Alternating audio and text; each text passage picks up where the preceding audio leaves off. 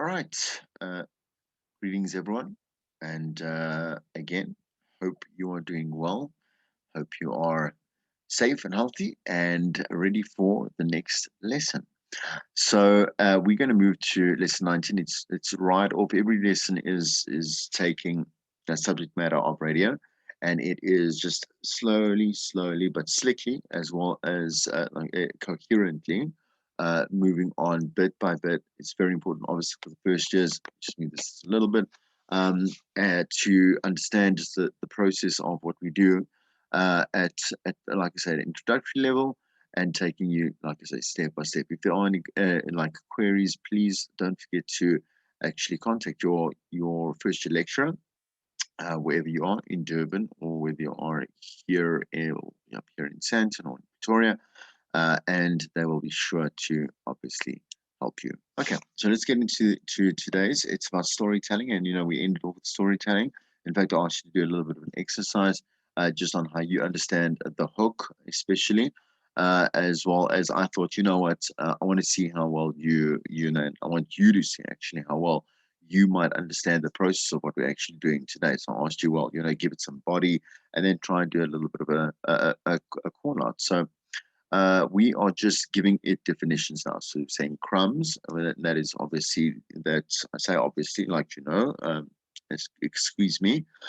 So it's force of habit from teaching the third years. So the crumbs are obviously the decision that you will make on deciding which facts or which parts of information you want to include to help you make your point in obviously your call outs or the conversation that you want to have with your listeners, perhaps even on social media, perhaps, like I say, via your voice notes. Again, I always encourage live telephone, obviously, conversations, so you can grab your WhatsApp, your WhatsApp voice notes that come in, and then you can just phone, your caller back and say, you know what, I'd rather have a conversation. Kind of give this a little bit dimension, but that's just me because again, I will say this again, like WhatsApp has killed the radio star. But it is really important to understand the context of what tool fits in where. Anyway, let me not go off point. You can also contact me. So details are on your roadmaps, and you should be fine. Okay. So I don't like doing the introductions because that's just it's we're gonna go through it anyway. So okay. So we learned about the hooks. All right. First, I want to do some reading and I want to do some explanation, as I always do. Okay, so we have them hooked. Now, what do we do? Because that's very important. Between 7 and maybe 30 seconds, I would say. I know it's your textbook might say between 7 and even 20 seconds or 14 seconds is around about enough for a hook, but you can stretch it out to about 20. It just depends on your pace and obviously the type of inflections you would like to put on certain words, whatever it may be. So as long as the statement is viable in terms of what it is that we want to say and want to say with purpose, that would qualify as a hook. Okay. So in the previous lesson, we learned about how to start off your link with a hook, and that is obviously the reason why we want to keep the listener listening to what we have to say to them. It doesn't really help if you don't progress your story and end it in a satisfying way. Otherwise, you will end up like a dog chasing a car. I don't have a dog. I don't know what that's like, but I'm sure it's kind of pointless. You don't know what to do with it when you catch it. Okay, we have to do these links quite perfectly because listeners tune out every second quite easily. It's not like driving a Boeing or whatever it is, or flying a Boeing. You can see what I know about planes.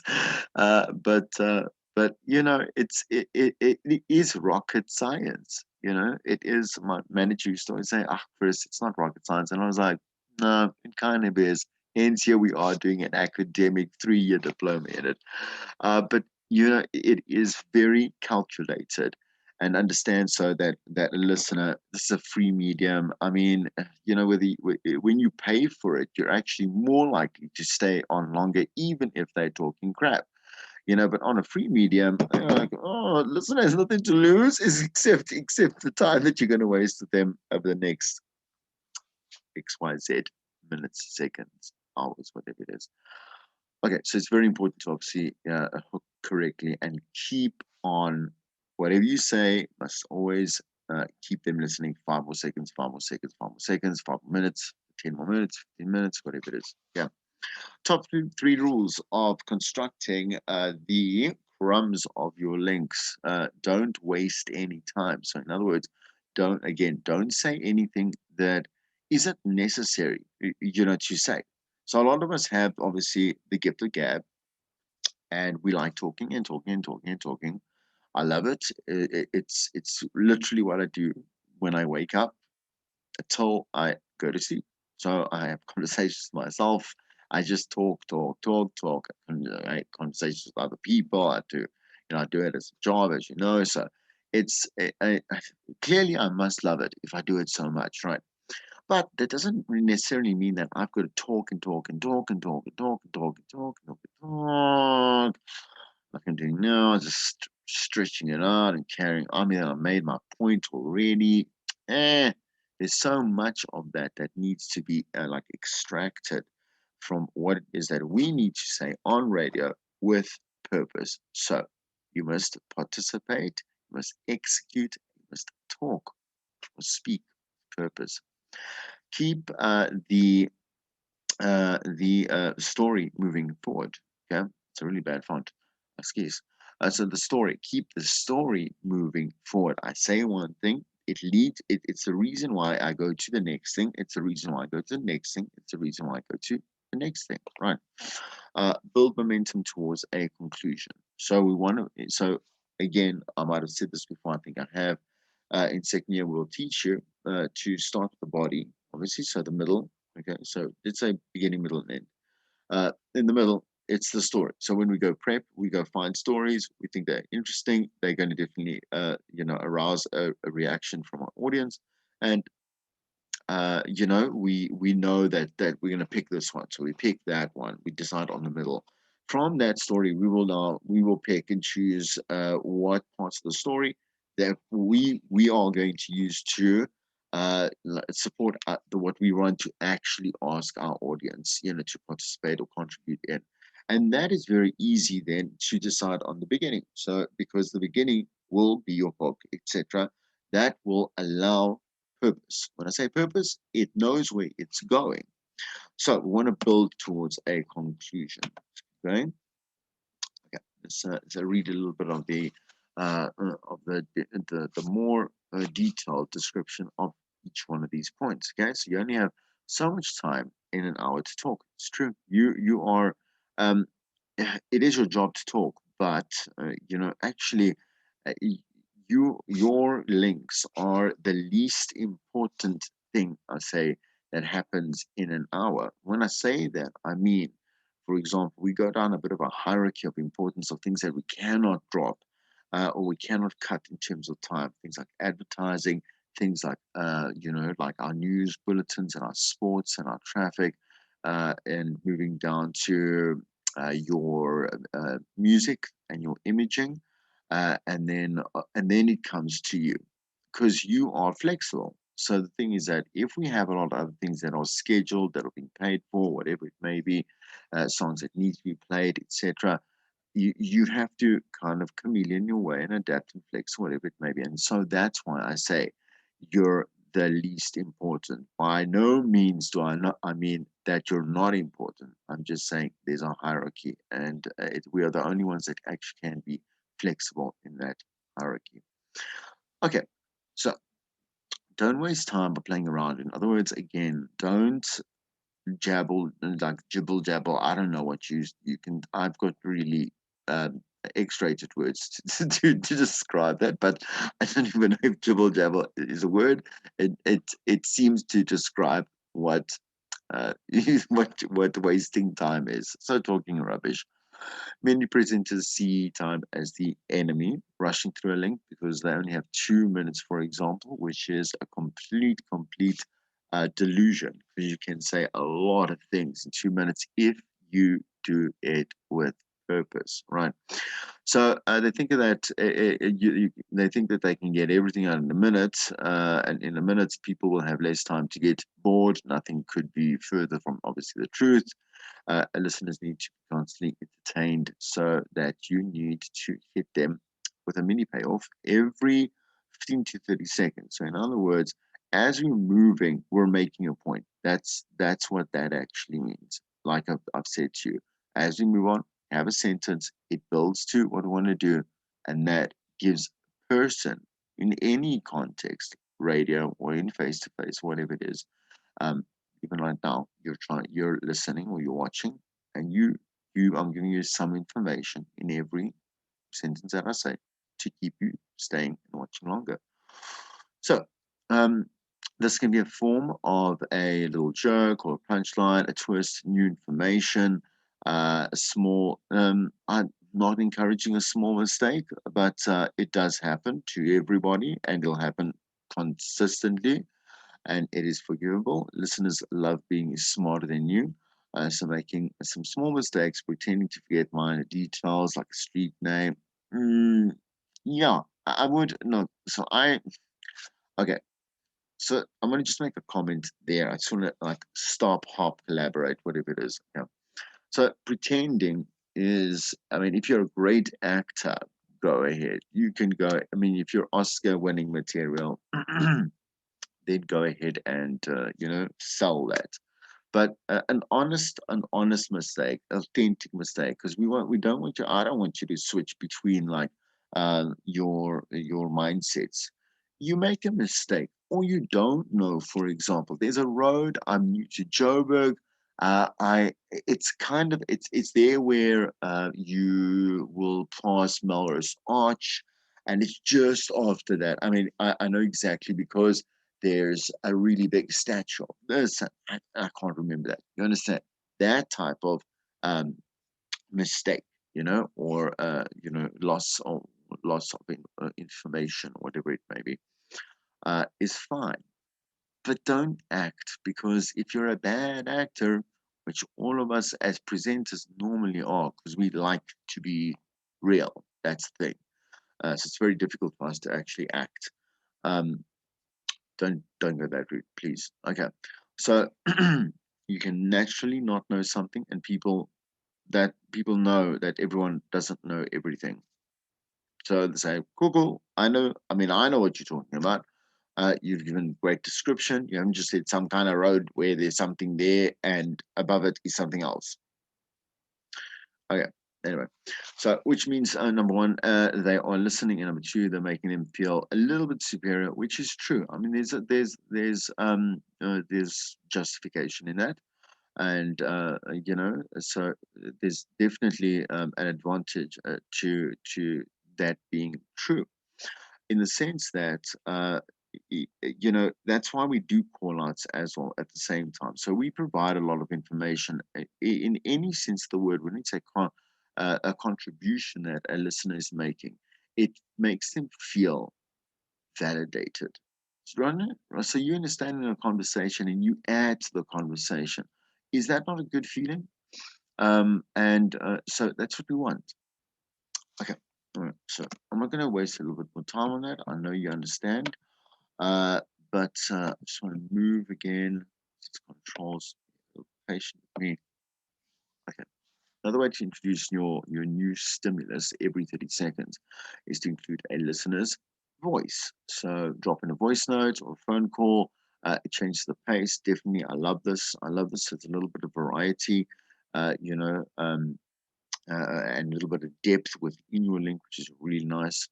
And so we want to be able to hear a little bit of them sometimes when the context is clear, and allows for it. And you're saying, but Chris, I don't really know that.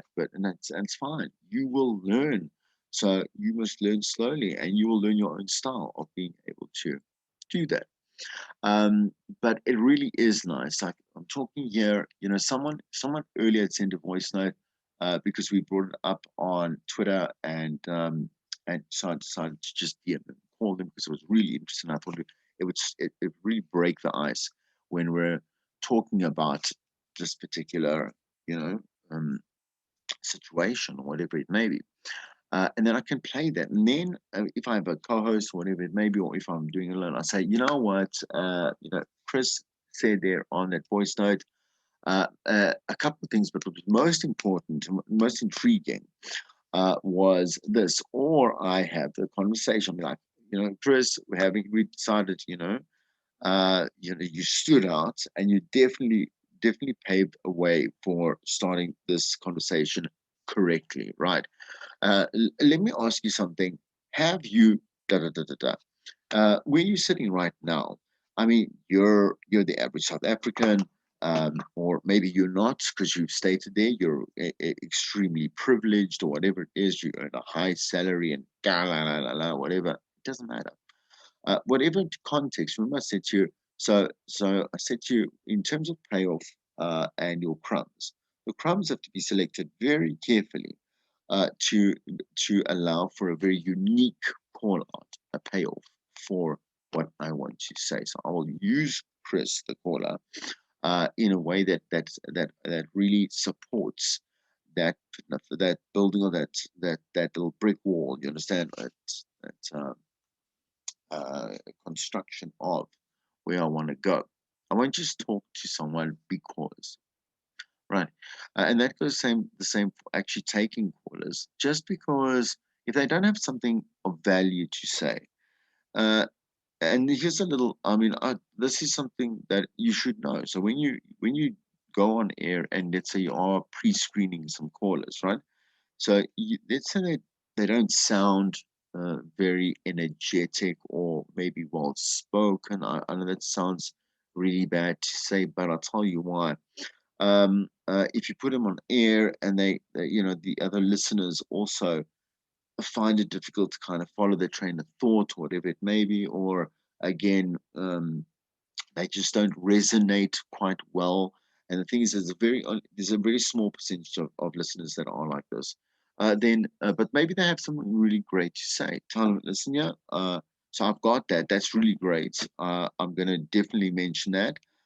And you slot it down, and if it's a live call that comes in, you're pre-screening that down as a note, and you bring it up on air. Otherwise, as well, you tell them, great, thank you so much for obviously calling in, and we might call you back. Thank you so much for that. That was great. Don't ever discourage it, because I'm not you. Again, I don't believe in lying. It really is just it's a horrific thing to do as well. So don't patronize that listener.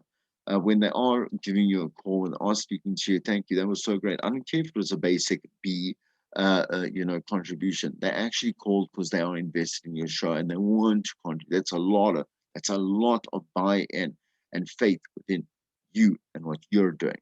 So I have a little bit of conversation. Obviously, I'm running time here, so I can't have a long conversation. I like that. I do my very best to ask them other questions to see whether there is some opportunity where I can actually use them. If there isn't, I always say, you know what, awesome, love to hear from you. Thank you for calling in, and I might be calling you back. Okay, and then they say, cool, thank you. It's been awesome, right? Um, so please always just remember one lesson at a time, and you'll be able to build a really really nice foundation of loyalty and brand, not identification, but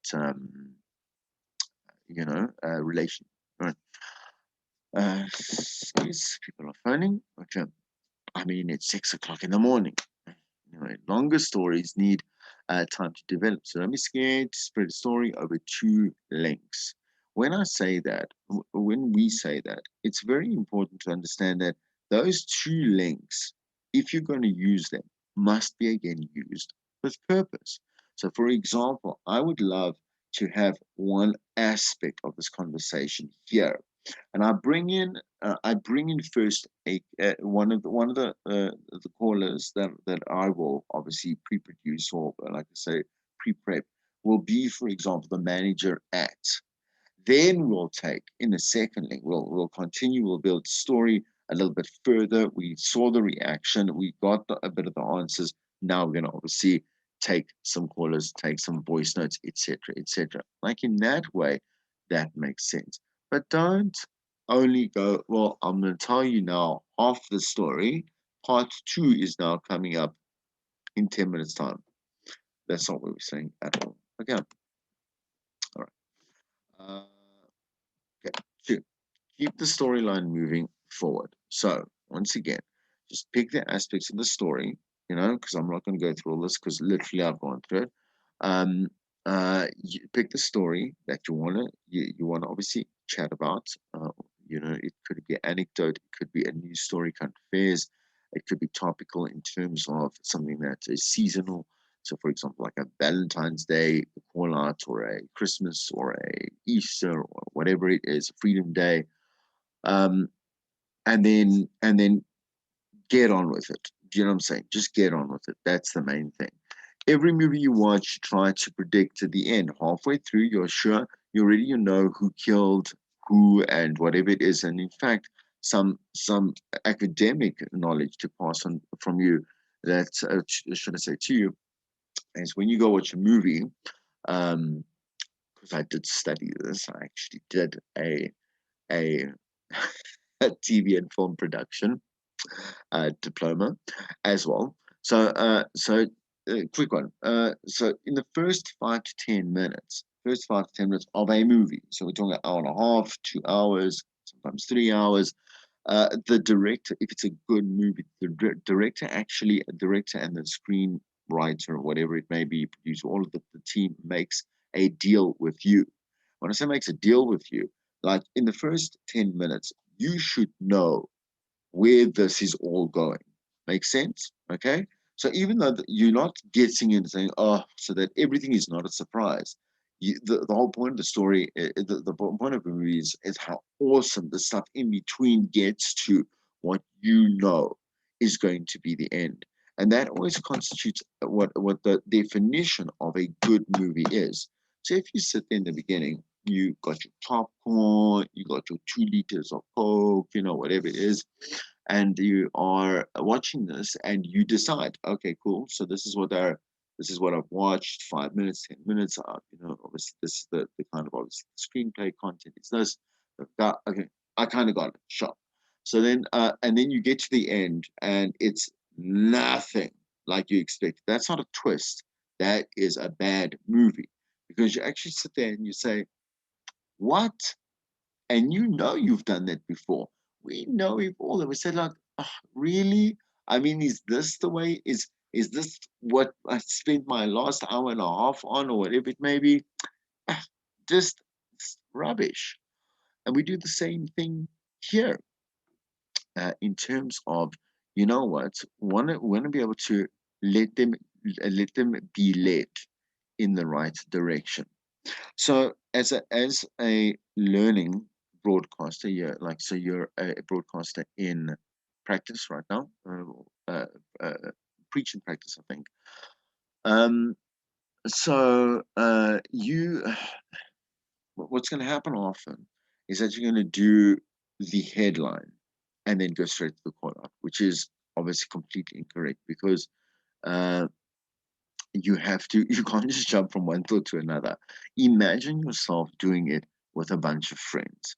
So you are now talking, you say 2 lines, and then you just jump to the end, and all your friends are gonna be like, but why? you know and it's true. It's true. Anyway, so we don't do that. Okay. Excuse me. When back then, movie trailers are kind of like story links. Radio stories. They have the best bits. It moves on at a heightened pace, and this is very cool. Kind of like um, an example. It includes important, bits like a joke, whatever it is. It keeps you guessing again. If you don't feel like that, it probably wasn't a very good trailer, you know. And again, excuse the spelling from who prepared this. It takes some time. Search YouTube for some good trailers, and have a look at how you can judge them. Okay, I've got a different exercise for you as well. Active versus passive voice in a link. So the active voice is the now. So the now. So I am, and that is very important. Okay, we are, they are, or not they have been. Well, actually, that is kind of also. Is the now? I'm so used to it. I'm used to talking in active voice. Um, let me finish this train of thought, and then I'll get to a passive voice. Okay, so radio story is usually told in active voice. The listeners can see the story more easily that way. You take them step by step, take them eye to eye, take them taste to taste, take them, whatever, smell to smell, whatever. It's much easier when you use the active voice. Passive voice is more commonly used in reporting. Okay, when we do factual events, you see, we write in the present tense, but if something happened yesterday, we have to we have to contextualize yesterday in how we reference it today. That's the only difference. That's the difference. Okay.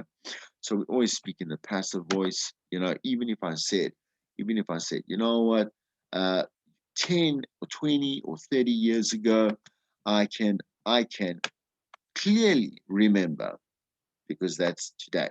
I can clearly remember that every little second or every minute of that particular event that defined how I treat women. And it was with my oldest sister, for example, or watching my dad and how he treats my mother. For you see how it's autumn again with practice. So I know I can't speak another way. Does it make sense? Just because I'm so used to it. But in that little example, you saw how I referenced something that could happen 100 years ago. Doesn't matter. But I'm talking about how I see it or why I'm talking about it at this very moment. Yeah. Build momentum towards a conclusion. So throughout the story, please obviously put, again, it's the same things I've been saying. Put only the things that help you make your point at the end. The dress up. So spelling rush to get the end. Don't rush to get the end. Let it breathe by injecting colorful details, because it's theater of the mind, remember, that adds expectation to that listener. Pause for effect. Again, please don't do it dramatically, like, I'm going to write down pause here. No, please, no, don't do it. Pause because you want to breathe. Pause because you're like, and that made me think of, because you're sitting there and maybe it's something perplexing, and a lot of things are. For example, today's exercise will be about how I mean, there's going to be a release statement on very particular people who completely are running the corruption ring or whatever it is when it comes to ESCOM, which is quite a massive deal. Even though, I mean, let me shut up. I'm going to stop there because obviously we're going to do that in a second. And you get that. I need to do theater of the mind. I say like, look, I mean, hi, it's been. I mean, you look at your Facebook memories or whatever it is, because I mean, don't think the of the yeah, don't think the social medias have memories anyway. So you look on Facebook.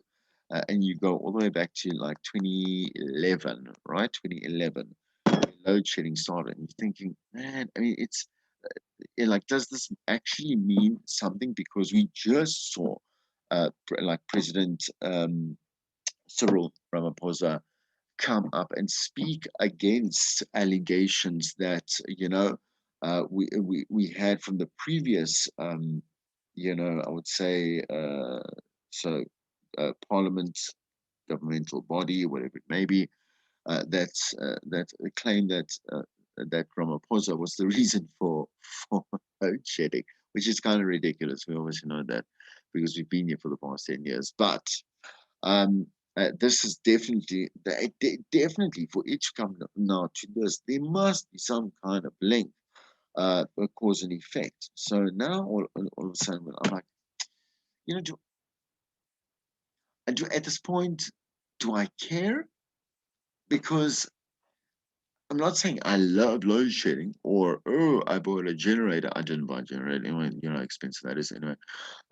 Okay, but I bought a generator and I'm doing fine. I've dealt with it. I don't care. It's been 10 years. You know, whether they do it or not, take care of it or not, whatever. People might consider it. I mean, I'm one of those people. The only positive I'm saying, but even though I know for a fact that the electricity is anyway high, like hiked up the price. But I always think, oh well, if you're going to take my electricity for 6 hours in one day, then I'm paying less. You know, at the end of the month, at best I have a lower, um, little invoice that comes in there. That's just it's the blind leading the blind, whatever. So there are some people that just say, oh, it's so annoying, it's so annoying, because it is so annoying. I just think of that. I just feel like this in the dark. Anyway, learning to drop audio breadcrumbs starts in preparation, the preparation process. So you don't just do it on the fly, but definitely build on it on the fly.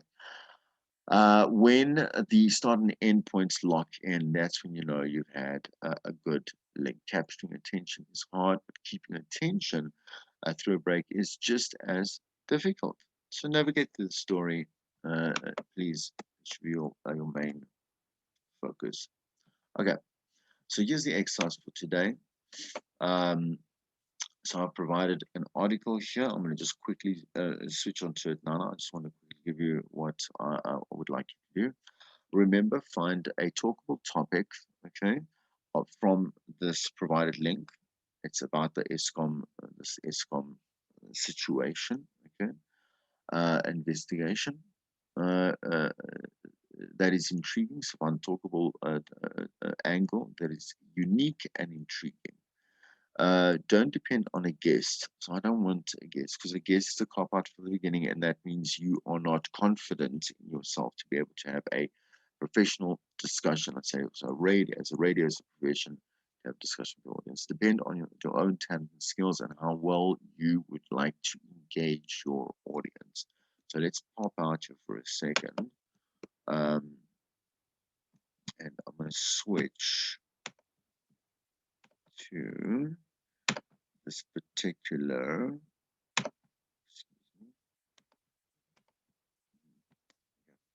So here we go. And this is going to be the article that you're going to have a look at. The ESCOM files exclusive power utilities 100 is that billion? Good lord, good good lord, man. 178 billion dodgy tender tsunamis. That's crazy. Eh? That's insane. With so much shame, the faces, oh, everything there. And subscribe to this article. Holy crap, a dolly. Anyway, God damn, that is a lot of money. Okay. Um, it's not some. I'm not going to read the whole article. Let's just read some. This is the value of dodgy red flag tenders awarded by South Africa's power utility Eskom over the past decade. Was I not right about the decade? Anyway, to companies include multinational conglomerates that are tainted by corruption or misconduct. Any investigations into the rot at Eskom have only just begun after attempts by senior managers to shut down anti-corruption probes were foiled over the last 2 years. Hence, what the I knew it. Acting proud because I didn't read the news in between, so that is exactly what obviously. I mean, last week's news events definitely had some kind of spark onto this. The contracts, many of them linked to the construction of the multi-billion rand Kusile power station in Mpumalanga, range from wastewater plants and accommodation to coal haulage and even purchasing milk and toilet paper at enormously inflated prices. At Kusile alone, corruption, theft, and fraud, coupled with poor management and inadequate planning, have seen the construction costs of the facility balloon to 161 billion from the initial estimated cost of 78 billion. Okay, and Kusile was supposed to help alleviate the pressure on Eskom's electricity grid and give reprieve to South Africans suffering under regular occurrences of load shedding. Okay. We know where this article is going, but we also don't know where this article is going. I want you to obviously have a look and decide on what exactly. So again, the crumbs, select the parts. What do you want to say? What do you want to say? You read the whole thing. Now you're starting an angle. You're starting an angle. Starting an angle. So again, for me, the biggest thing is like, what was the whole ordeal of, the president coming forward, and because he wasn't summoned or commanded to whatever it is to actually speak last week, but he did. And he came and he made a lot of statements, and a lot of statements were made against him. And this seems to be, loosely connected to that, or it's a massive coincidence. Do you do it? My thing is, okay, so let's say this is the hypothetical road to recovery, which so every South African, man, every single one of us, we would pray for, if this country just manned up. Does that make sense? To meet every South African in the middle. We do our best. Please, just do your best. If this is the first signal of our government, South African government, taking responsibility and finding those who are responsible for how we have deprecated as a country over the past 20 years. With everyone leaving, I mean, repatriation is only really ever heard of that word a year ago. With everyone leaving, like, do we sit as South Africans and actually say, you know what, I'm still ready to give this country a chance? See, I even paused there because I'm thinking. That was my corner. I'm saying the end. So I would obviously include a lot of this detail here, part that I want to, but that would be what I'd want to speak to. Because I've also been sitting, like I think most South Africans, saying, like, maybe I'm getting a bit of FOMO here, and I'll close this now. Getting a little bit of FOMO. I'm like, all my friends, all of them. I mean, I'm saying my closest friends. So it's like I have 20 close friends. That's ridiculous. And my family has, so my first cousins, they're gone. They're gone because of just the fear mongering that's happened, but also to do right. Like, I mean, my cousin was a pilot. He is a pilot, and he has been unemployed for the past year. No money, nothing coming in. He's got 2 kids, got a wife, a housewife. You understand? And yes, you did, find odd jobs in between, whatever it may be. But the point is that, like, you're a pilot, you must go fly. And so he picked up his family. In fact, this is what, last week here, and he's going. This is my brother. Um, we're the same age. We're brothers, and it's just it's heartbreaking to see. It's just South Africans are not giving up. It's just South Africa has given up on us. So it seems, and this excites me. It does. It does. It excites me.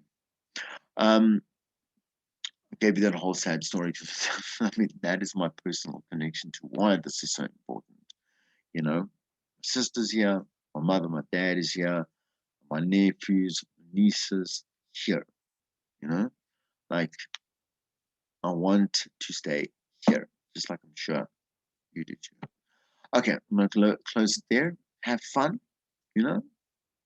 be great, and we'll see you next time.